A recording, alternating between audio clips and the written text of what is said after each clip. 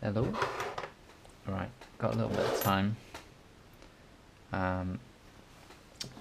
Recently posted on UK Lock Sports about this little plastic key method of copying keys, and as you can see from my ones here, they work perfect. Like this. Get a white background is better. It gets a bit knackered when you're trying to get it in and out. I have this one here. I made this key backwards, so it comes in from the back of the cylinder.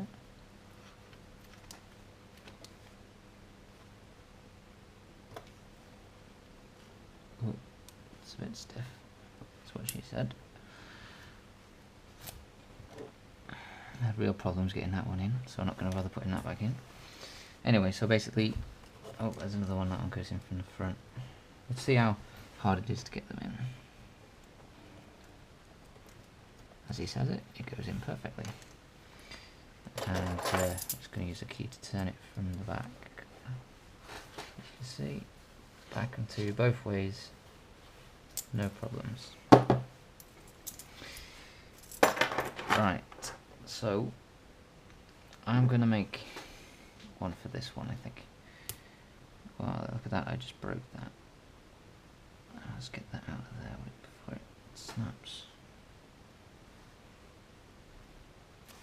Okay, so we're going to make one for this one, just like that one that I just broke, so we'll have a nice new one. I'm going to use the lid from a Pringles can, or the remains from the last one. And all these keys are working for this lock.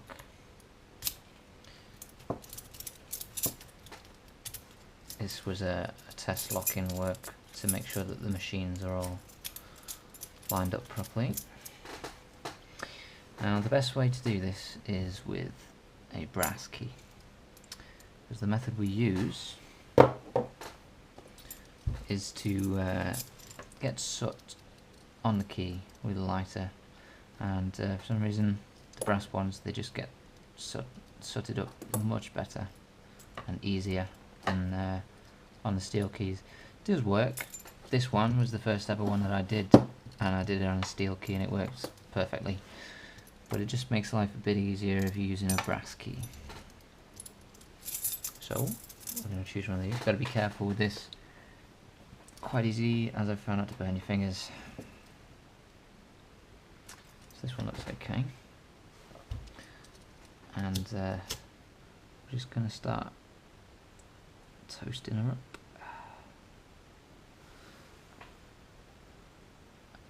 I'm going to get under it. I'll show you in a moment once I've finished.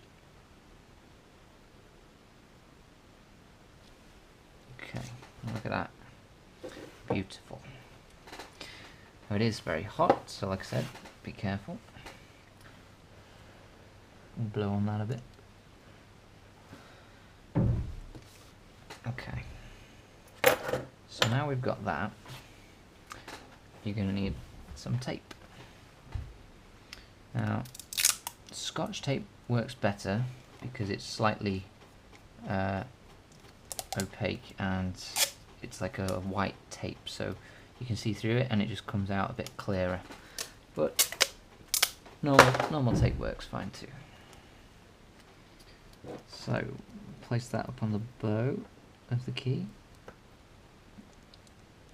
and let it stick. You'll notice that the tape doesn't stick to the key because it's sticking to the soot instead, so it's quite easy for the tape to slide around and make double traces. So you just got to be careful to hold your thumb on the bow where it does stick and just make sure you get all those cuts. Now that you've done that, you can remove the tape. Should have been carefully, but and you see that we got a nice pattern of the key. Just give the key a quick wipe and the black soot comes off. Okay, it definitely helps when you're doing this to cut it as well. If you have a piece of white paper behind, because if you look at this, you can, how much can you see there? And how much do you see it there? It's a lot easier. So I'm going to stick this down on here.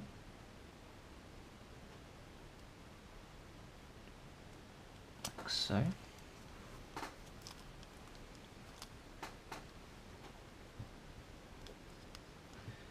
Sure, stuck nicely.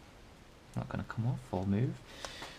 Okay, and then I'm going to take some large scissors just to cut off all this excess scrap around the key, get it out of the way so that we can make some finer cuts on the key. Okay, we'll leave a big chunk over here just as something to hold on to. I'm gonna do the pin cuts first before the back. Actually, we'll just take this nose piece off properly. Okay, we'll put away the big scissors and change over to the smaller scissors. You can use nail scissors or something like that, as long as they're more fine tuned. And the way I do this is I cut this side. I probably can't see. I make a series of cuts for one side and then come around to cut the other side. So we just carefully cut down to the depth. Move to the next cut. Carefully cut down to its depth. Just move along the pins like this,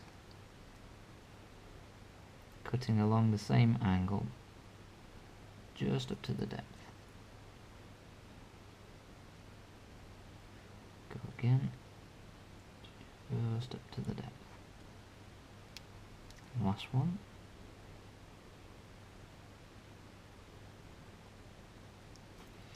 Okay, so now the amount of flaps that you have here will be how many pins you've got. So I've got 1, 2, 3, 4, 5. So now I'm going to flip it over because it's easier to see this edge of the scissors when you're cutting. So and finish off these cuts. It'll cut down and it'll be left with a little piece in the middle, which is where the pin actually sits. And you just snip that, pull it off.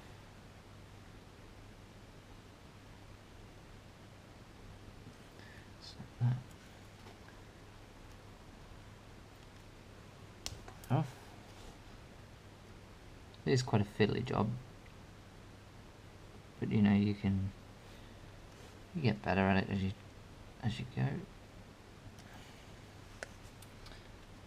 Okay, 2 more.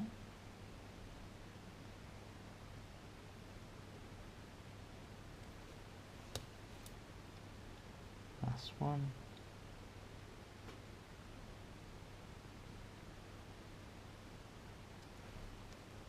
Just pull that off. There we go. Now it's left quite a few spikes on there, so we're just going to take the tips of them off so that it's not getting caught up in the lock anywhere. Also, that's going to help you to insert the key as well.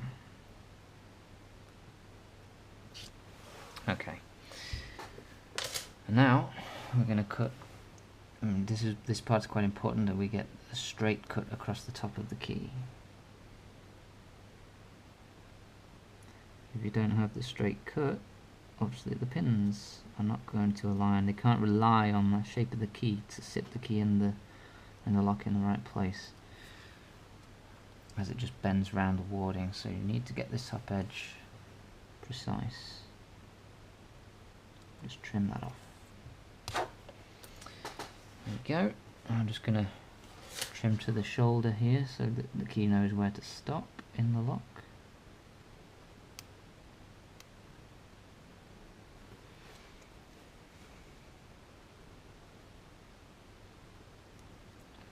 Trim that off. And we should be good to go. Now, let's take it insert it into the lock carefully, pinching it near the start and just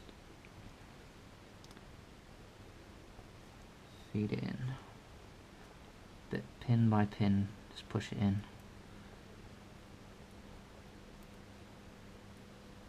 until the key is fully inserted.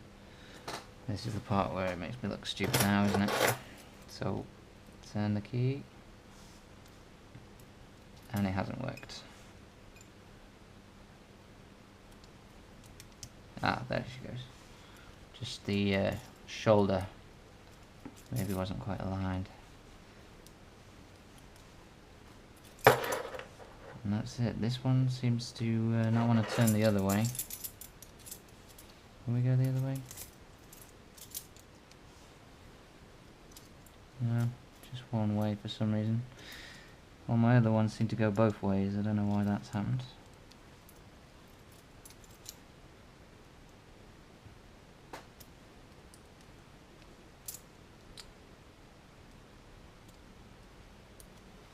Yeah. So anyway, not the best one that I've made, but you can see how I go about doing it. Okay. Hopefully you've learned something. If you want to look at all hints and tips, you can go to www.uklocksport.co.uk, and there's all guys on there that will teach you some cool tips. Thank you very much. See you in the next one.